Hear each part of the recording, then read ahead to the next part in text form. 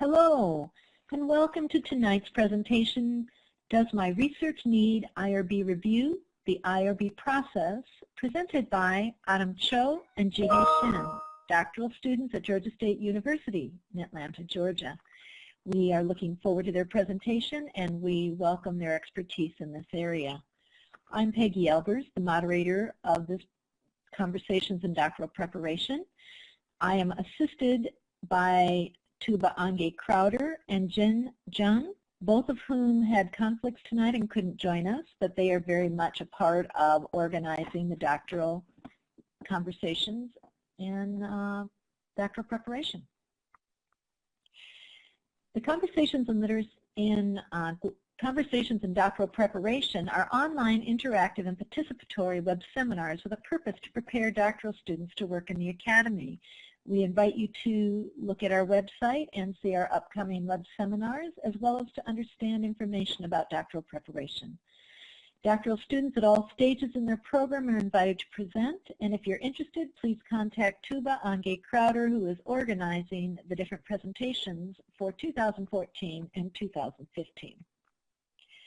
We'd like to have you take the little wand over here, this little wand button, and we'd like to have you tell us where you're watching this presentation from tonight. So if you would take your little pointer, click on the little star button, there's a little screenshot right there, and then just show us where you're watching tonight's presentation from.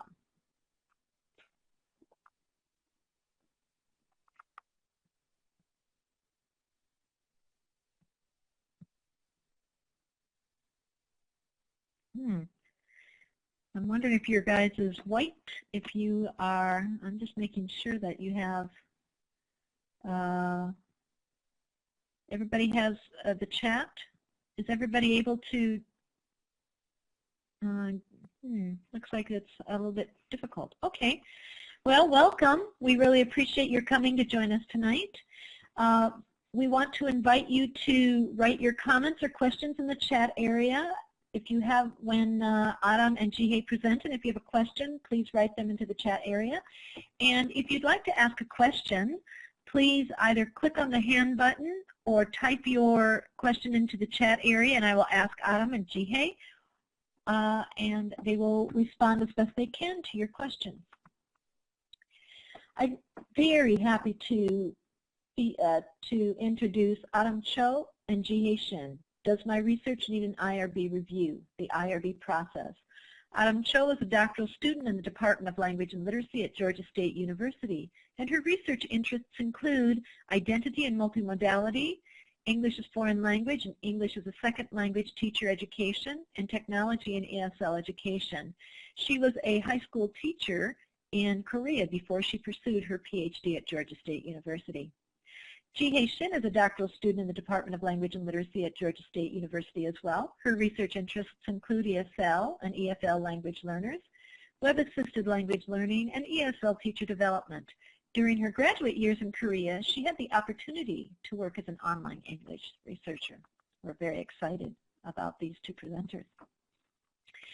And with complete pleasure, I introduce Aram and Jihei, who will talk to us about Does My Research Need an IRB Review? The IRB process. There you go. You're on. Thank you, Dr. Albers, for this, giving us this great opportunity. Hi, everyone. I am Jihei Shin, a doctoral student of language and literacy education at Georgia State University. In today's presentation, Aram and I will go through the basic process of IRB, where we'll address the following questions. Jihei, could you speak up just, sorry, Jihei, could you speak up just a little bit? Okay, so is this better? Oh, much better. Thank you so much. Okay, so I will have my mic a little bit closer. Okay, so we're going to have some following questions in this presentation.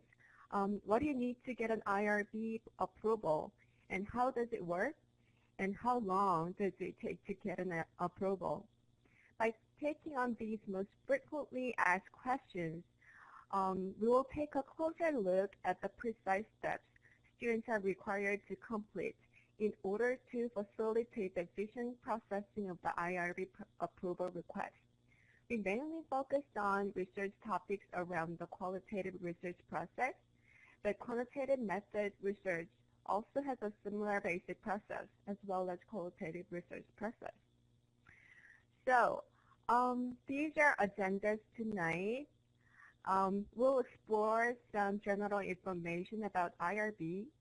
As we go through, we will take a look at topics related to timeline, participants, research location, consent form, interview protocol, researchers, and exemption.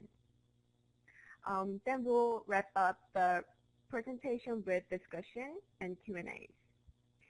So, first of all, what is IRB? IRB is an acronym of an institutional review board, and it is known as an independent ethics committee or ethical review board. And this committee was designated to approve, monitor, and review behavioral research involving humans. It was kind of, I was in Korea, we don't have an IRB. It was kind of new to me. And then I took a look at some of the history, and then some like in the past. There were many examples of unethical research designed and conducted, such as Tuskegee, Notch, Zimbardo, Willowbrook cases. Well, I won't go deeper in history context of this IRB, but in those studies, it seems like the investigators thought that the end of the research justifies the means. So therefore, now the reason and priority of IRB is to protect human subjects from any possible physical or psychological harm caused by researchers' misbeliefs. So please keep in mind that IRB application is a contract describing specific research procedures and regulations are floor, not ceiling. There are minimum requirements. Now let's take a look at the timeline. It is very important to design the timeline for IRB and research because you cannot start any type of data collection, even reporting, without approval. And of course, approval cannot be backdated. So depending on your research topic, method, and data collection methods, you will go through different levels of IRB processes. So you should plan ahead at least 2 to 3 months earlier. Once you submit research approval, it takes more than a month, and the research can be approved, but it could ask for your revision of the research. Then you should add another 1 month. So there is a case your proposal is denied, but it's less common unless you're planning to use participants with higher risk or any special populations. So while examining IRB process, we came up with some questions about IRB. So to deliver the correct information, we actually contacted Dr. Shula White, IRB compliance at Georgia State University, and received answers about the questions. The questions that we asked were, when can we start recruiting participants? And do we need to wait till IRB approval for recruiting participants? And then the answer was, recruitment of subjects is considered the start of the consent and assent process. Therefore, you may only start to recruit participants after IRB approval is obtained. You cannot recruit participants before IRB approval is obtained. Also, we asked if we need additional IRB process when we need more participants than we originally assessed. Then she said, if additional participants are needed for the approved study, you must submit an amendment form to request additional participants for that study. And with that additional subject modification, your informed consent documents will be needed. So now let's take a look at the deadline dates and time for the IRB applications. Individual institution has its own deadline and meeting schedules. On this slide, this is the example of GSU's IRB application deadlines and board meeting dates. So you should visit your institution's website and take a look at their schedule. The board usually meets monthly, so delay can send an application to the next meeting.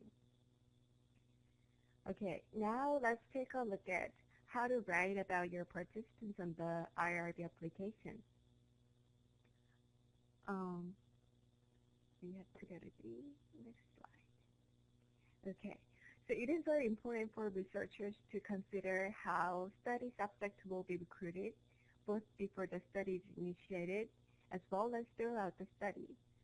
So recruitment of research subjects should be equitable and non-discriminatory. So you should answer how your study population will be recruited for the research. All materials for recruiting subjects must be submitted and approved by the IRB. And this includes materials such as flyers, posters, brochures, media advertisements, and recruitment letters. Researchers must also state the amount of the reimbursement given to subjects to compensate their time or etc.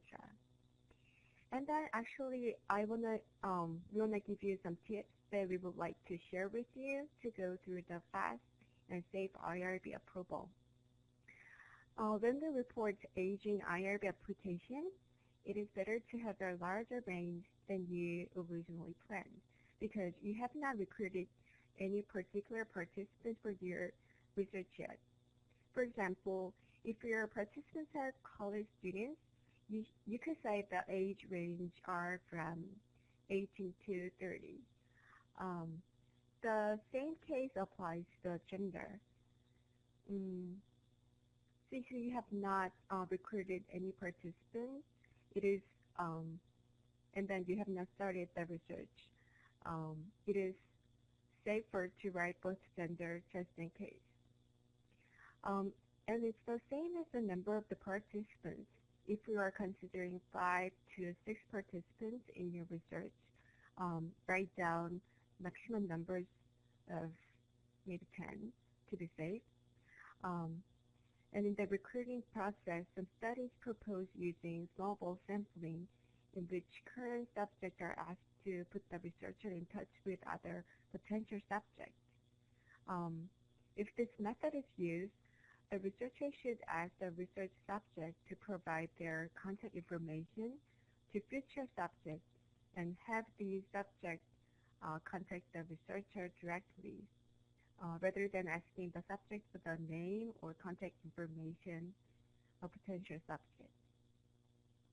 And in some circumstances, the researcher may feel it is kind of necessary to obtain contact information for future subject directly from current subject. And in this case, the researcher must justify why this approach is necessary for the research and how privacy and confidentiality will be ensured. So just keep in mind that you should mention the features of participants, but to not make it too specific until you have your research approval. And then we have another questions about this IRB approval. So we asked Dr. White if we could keep in touch with the participants after the research, if the follow-up interviews are needed. And then she answered that you may only remain in contact with participants after the research if follow-up interviews are approved in the original submission. If you find the follow-up is necessary and it was not approved in the original submission, you must submit an amendment and request approval of follow-up interviews. So we have to stick to the regulation. When the IRB approves an activity, it is expected that the activity will be carried out exactly as it was approved. So with new information or hindsight, it may be necessary to modify the protocol, consent forms, or procedures for all remaining work. All modifications to an approved study must be submitted to and approved by the IRB prior to initiating any changes. Now let's take a look at the research location. I know that many of you want to conduct research where you can access or are familiar with. Those sites can be your campus, your workplace, your school, and mostly in the U.S. However, some of the international students like me might want to collect data from their home countries when they visit their families during the break. For example, for my case, I tried to collect data in Korea since I wanted to look at Korean K-12 students and their experiences in learning English. Or some of you plan to work outside of the U.S. or interested in a specific population or culture. So when I planned the study, I wasn't sure if I needed IRB since this is not a worldwide protocol.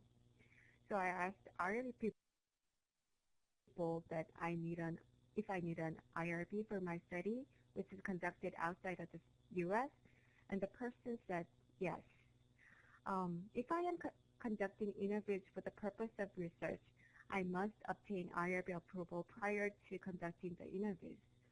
Also, for the participants who live in outside of the U.S., I still need IRB approval. And even if I don't have any plan to publish anything in the U.S. or outside of the U.S., I still need it. So it does not matter where you are or who your participants are, as long as you're affiliated with U.S. universities. You need to get an IRB approval ahead of the time of your research.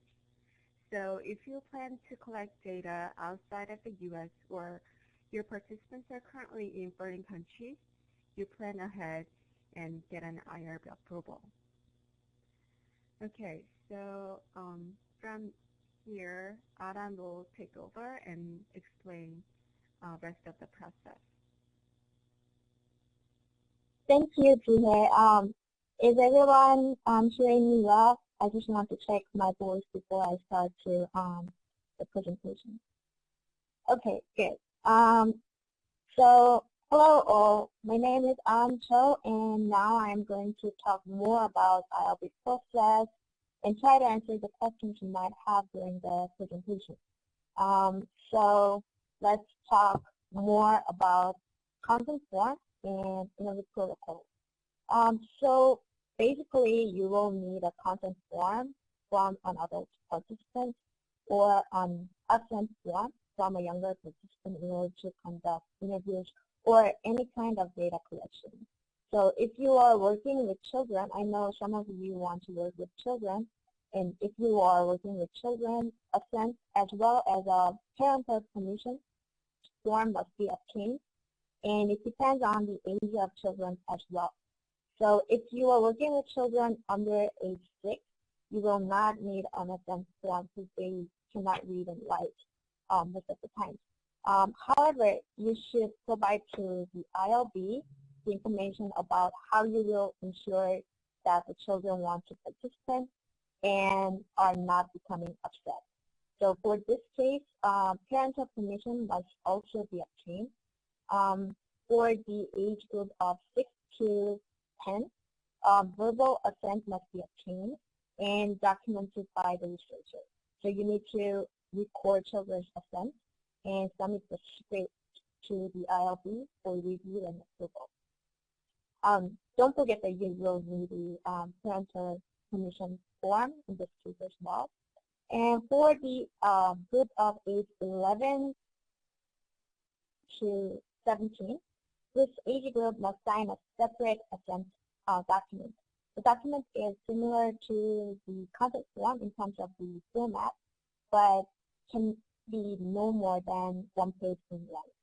And in the document, you need to explain what will happen and why, also risks involved, and if there is any benefits, and the options that they could withdraw. So for example, you should put a statement like, you can refuse to be in the study, and your parents or legal guardians cannot force you. Also, you need to put a statement which would in fact say that they can stop being in the study at any time they want. This document doesn't need to contain other standard items like alternative cost, compensation, new findings, context, and confidentiality. Once the study is explained to the child, he or she should be asked to sign the assent. But if this were too intimidating, the consenter could indicate that the assent was obtained verbally. So you have the option. You could get a paper assent form or obtain verbally. For this group, parental permission is needed, and the documents need to be in the format of informed consent. It should be in third person, like your child. The title of the document should be the parent's permission form. I found out that the Georgia State University IRB may determine that some children age 17 do not need parental consent depending upon the type of research being conducted. So for example, if the research study is conducted on a university campus, or if it is a survey or questionnaire, or is determined to be a minimal risk, you don't need parental consent for. But this could depend on institutions, so you might want to check with your institution about this rule. So let's move on to the focus group consent form.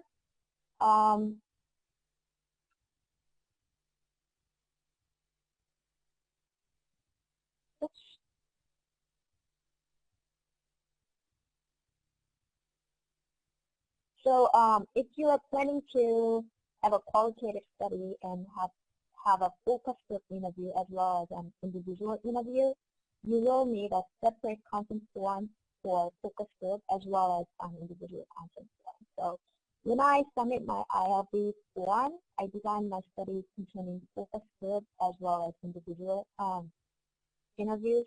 So I uploaded this separate document with my IRB application. So my focus group consent form contains title of your study, the name of PI and investigators, also a brief explanation of the study, such as procedure, risk, benefits, and contact information. You also need to submit research protocol as a separate document when you submit the IRB packet.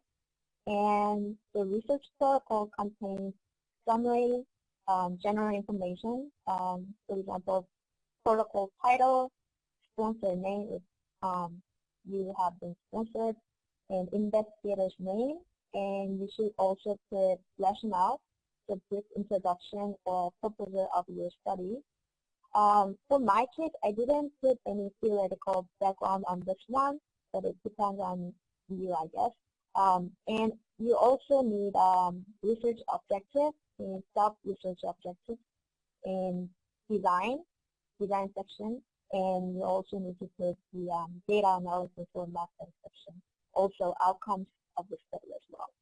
And I put the section says dissemination of the research. And here, I think most of you want to do research in order to either present your research in conferences or publish papers. So mine was like, we will write research articles for the academic audience. If you plan to present, you can change it to we will present research for the peer-reviewed conferences. And also, you need to put the duration of the study and need to address ethics at the end of your research protocol. And what I put for this section is that we will meet with each participant individually and explain about the research and the procedure in detail. We will remind each participant that he or she does not have to participate in this study if he or she doesn't want to. We will also inform each participant that he or she can be out of the study whenever he or she wants to, such as those information. And but for the interview consent form and protocol, if you plan to do the interview, you also need to make a separate document about the interview protocol. So in the protocol, you should put what you are going to ask, like sample questions and how the procedure will be, etc. For this kind of qualitative study, or you plan to do the interview, those are the documents you need to submit when you submit the IRB packet. You will need a separate document for each category and upload them on the website. Aram? Yes.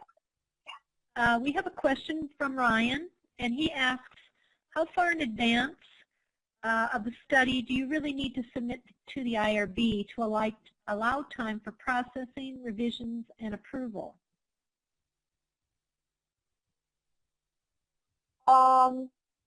It depends on your study, but I think for me, it takes more than a month.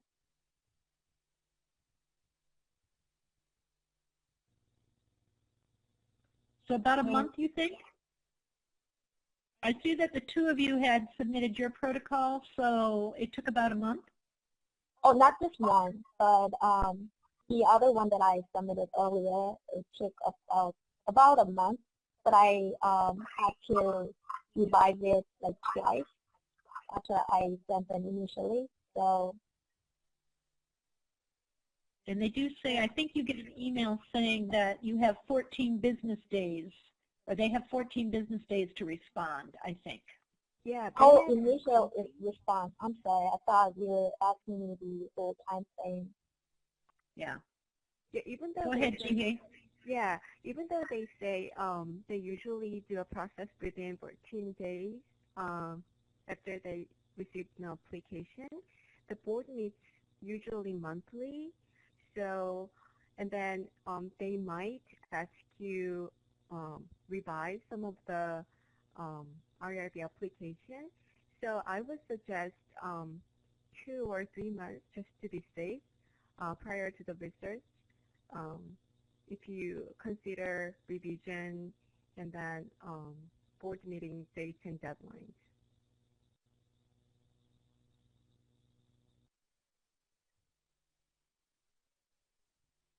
Thank you.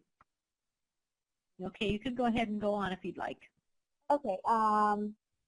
So for researchers, if you are a student, and I think most of us here are students, even if you are a PhD student, you still cannot be PI. And usually your advisor is going to be PI of your study, even if it's yours and you will do all the work. And if you are working or conduct a joint study, like collaborative research with a person who is not affiliated with your own institution, like GFU, you and your colleagues will meet IRB from both institutions. So let's say you and your colleague is a student at Georgia Tech, and you want to work together, and then you will need IRB approval from GSU and Georgia Tech. Also, if your co-researcher is not affiliated with any kind of institution, I asked this question to Dr. White, and she told us that this is managed on a case-by-case basis, so you need to contact the IRB office for the appropriate course of action. Let's move on to the data.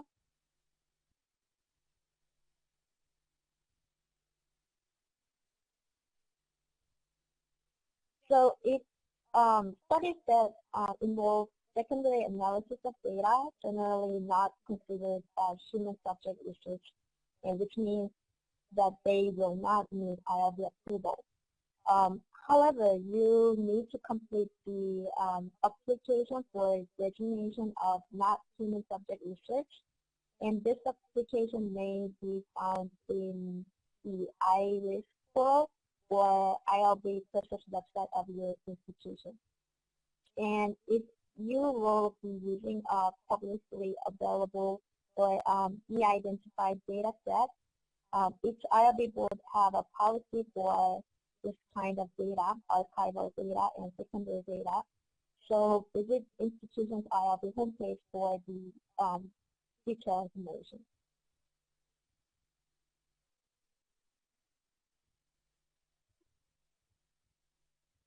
Now, I know that at this point you all are very discouraged by the amount of information and documents you need to be prepared for the IRB approval, and maybe wondered, is there any way I can conduct my research without it, avoid all this stuff? Well, yes, you could. So for the exemption of IRB, if you are planning on to conduct research from published journals, for example, if you want to examine or know what other authors say about different language learners' identity and want to examine like 50 published journals within 10 years, you will not need IRB approval for your study. And self-studies and oral ethnography might not need IRB approval unless it is conducted for the purposes of research and publication. So in those cases, you do require IRB review and approval. Research activities such as class projects with the goal of providing research experience to the students, or a pilot study do not meet the federal regulatory definition of research, so you will not need IRB approval. If you are a teacher and you want to study about your teaching, you will need IRB approval if you will be using the data in your dissertation or thesis, or if the data will be published. And if you want to present your data at a peer review or professional conference. However, it's a little tricky because if you are doing action research, you might not need IRB approval. In the IRB website, it indicates that if it is done for the purpose of improving one's teaching or curriculum, it doesn't require IRB form. However, if the activities are research and will be used for generalizable knowledge, it must be submitted for approval. So if you want to know your research is under that category or not, there's a page in IRB website that determines if a classroom activity qualifies as research. If you look at the part, you can get help from like determine whether or not your study is research as defined by federal regulations or not. So that's all we have for tonight. And if you have any questions, please feel free to ask. We can answer the questions. Is there anyone who would like to ask Jihye and Aram a question? This is great. That was a wonderful presentation, Aram and Jihye. Really, I learned quite a lot actually myself. I didn't know anything about the self-study, so that was really cool. So is there a question that people have to Jihye and Aram about the IRB? You can either ask them by raising your hand and ask them directly, or you can write in the chat area.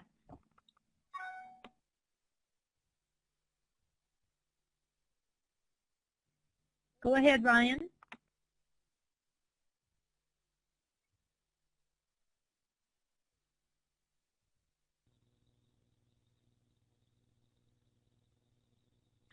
I think we're having some difficulty with people's microphones and such, and it seems to be grayed out. I'm not sure why. So what I'm going to do is to give everybody moderator privileges, and that might turn your mics on. Let me try that. Ryan says that he did not have a question.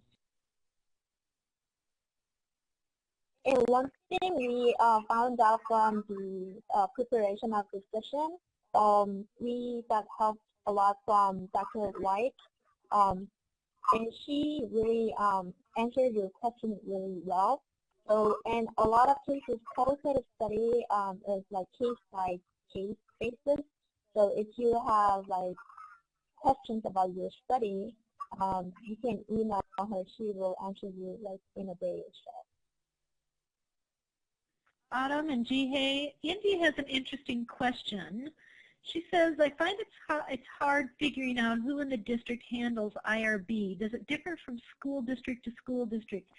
Since all of us work in a college of education and do research, did you ask Sheila by any chance if the researcher needs to do or wants to do research in the county, do they need to get IRB approval first with the county and then with the Georgia State institution, or is it does it matter? We didn't ask this specific question, but as far as I know, you should get approval from your district first, and then get the approval from your institution, like GSU. Juan says, if you got disapproved, can you resend your protocol right after it? If not, how long do you have to wait until you submit it again? You can submit, there's no like specific time frame, so you can submit it whenever you're ready, but you need to wait till they enter to your revision. Yeah, in case if it is not denied, you can still revise, and then you can submit before the deadline, and they're going to take a look at it on the board meeting date as listed on the website.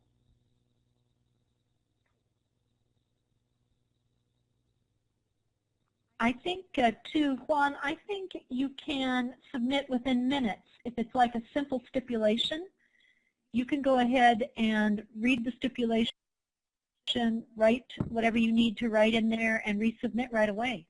Although you will need to, all of you, you will need to have your advisor or a faculty member be your co-PI. I think that's what Jihei and Aram said earlier. And your faculty PI has to sign off on it before it will be resubmitted again.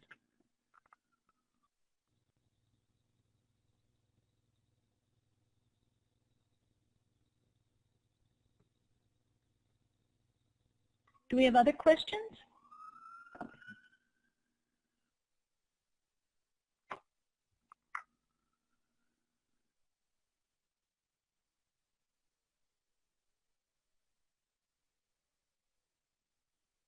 Hi, as you design your protocol, Jihei and Aram, did you find that there were any examples of protocols online that you could use to sort of understand what's expected in that protocol? I know you described what was in there on one of your earlier slides, but was there an example protocol that you use to frame your own?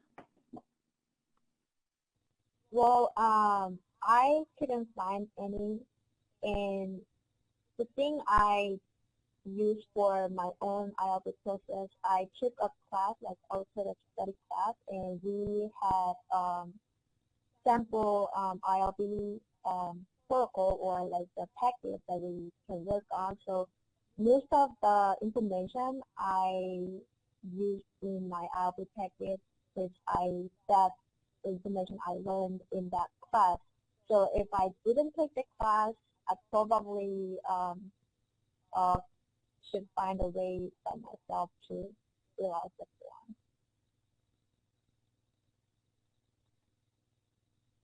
one. Aram and Jihei, how easy was it for you to get in contact with Sheila White? And did you have a sit-down conversation with her, or did you talk to her on the phone, or how did you get that information? And did she enjoy talking to you, and did she say, tell other people to come talk to me?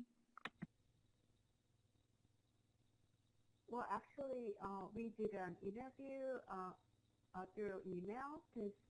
Sorry, Jihye, could you put your mic nearer to your, thank you. Yeah, so we actually sent her questions regarding to our questions.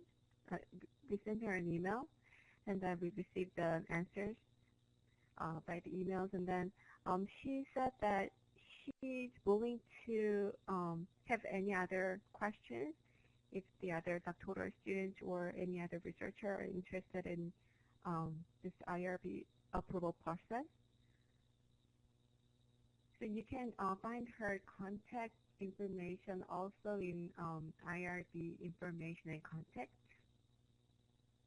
on the GSU website. I have a lot of questions for you tonight. Do they have sample templates of all the different documents that you need on the IRB website? For example, consent forms, assent forms, documents of waiver, that sort of thing?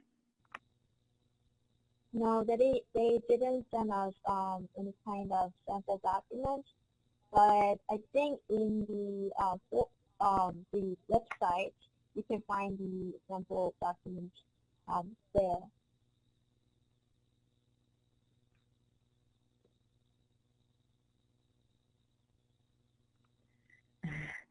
Are there other questions that people have for Jihye and Aram? They really know an awful lot about IRB. This is a really good time to ask them any questions that you might have.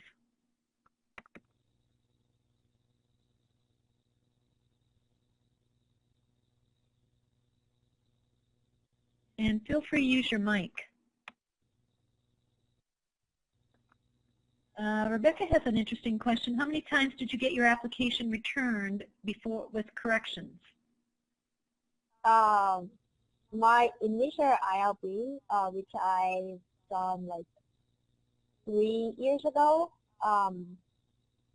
it took me 4 reviews, 4 corrections before I get the final result. And it took about almost 2 months. Oh, that's what I was told was that 6 times. Wow. Can I tell a little story, Jihye and Aram? Sure. So I'm writing my protocol, and I wanted to write an amendment to my protocol, and the amendment got caught between the old IRB system and the new IRB system. And so consequently, the amendment that I submitted was returned, and it told me that I needed to attach a research protocol. And when I actually attached a research protocol, which I had to write, it automatically took me to submitting a new application. So now I had the same study uploaded twice. So I have been in contact with the IRB office, and I know that they have been inundated with lots and lots of different people have had lots of issues with the new IRIS system. So I then rewrote the entire protocol so that I ended up having 3 protocols for the same study. And there was no way for them to correct it. So I was assigned reviewers who were correcting old protocols or a new protocol when in fact they should have been reviewing my amendment. So anyway, just to let you know, yes, exactly, India, if all of you should be in fairly good shape because you are only under the IRIS system. And for those of us who were caught between the old IRB system and IRIS, we had some issues. So anyway, that's my little story. But you just can't get frustrated. You just have to get through it. It's just something that you do so that you can do your research. So Juan asks, what are the major criteria for deciding whether the protocol can be approved or not? Aram, do you have a response to that? Actually, I don't.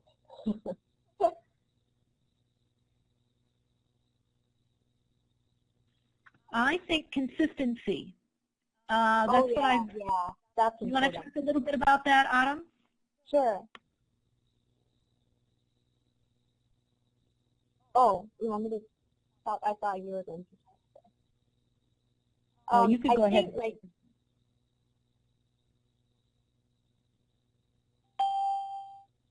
I think the consistency, like Dr. Albert said, is really important because you will need exact the same words and the same research objective and research questions throughout the whole protocol you could push on the lab. So they are looking for consistency. Thank you, Aram. That's exactly right. Consistency. India, did you have a question?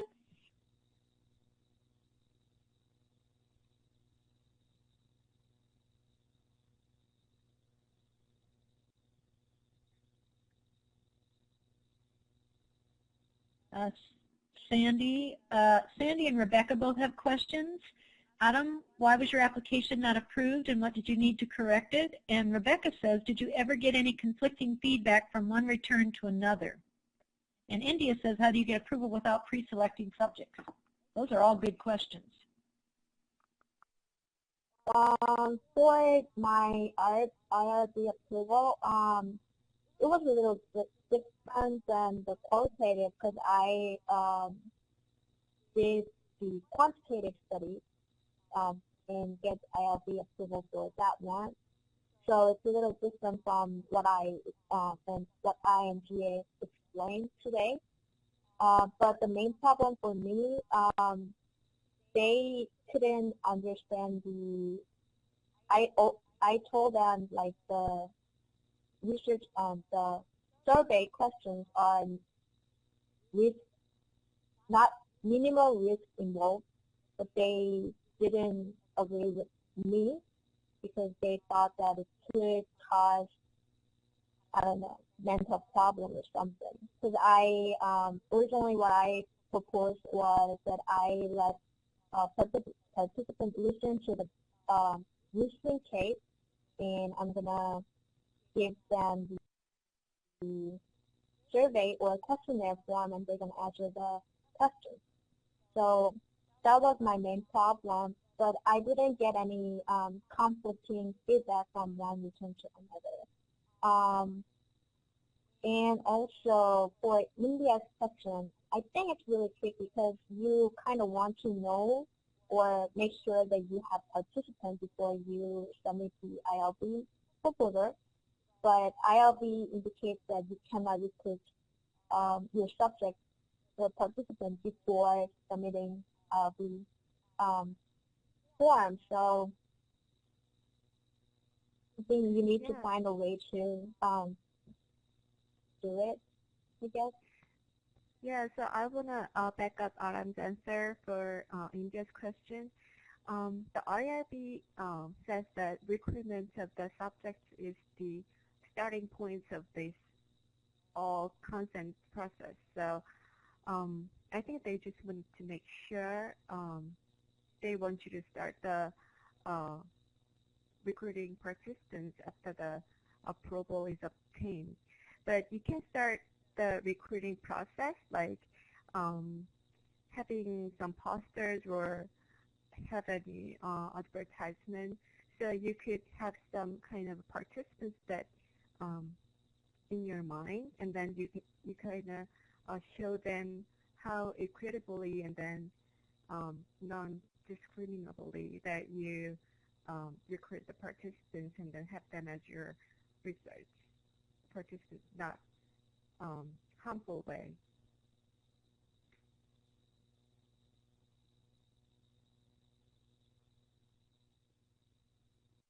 Okay, does anybody else have any questions?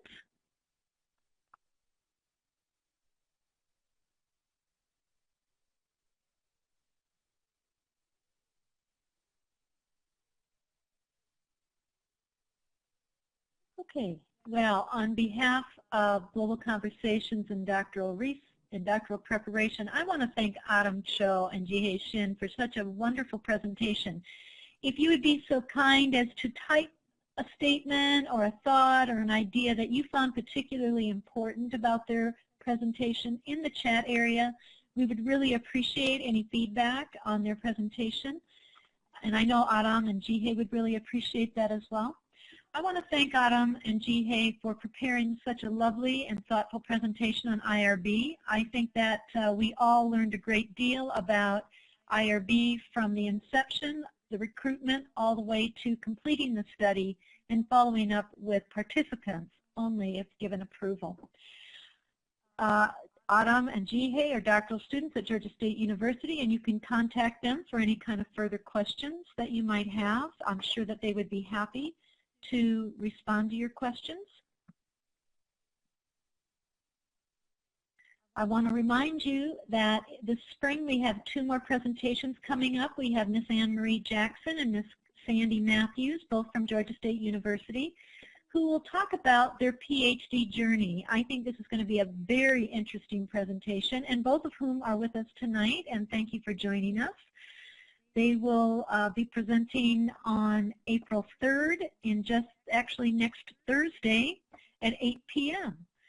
And on April 17th, we have Miss Danielle Hilaski, who will be presenting to us from Texas, I believe is where she's at right now. She's a Georgia State University doctoral student, and she's going to talk about working smarter, not harder, preparing your pre-qualifying packet. She will be presenting on April 17th at 8 p.m., so we'll look forward to Ms. Hilaski's presentation as well.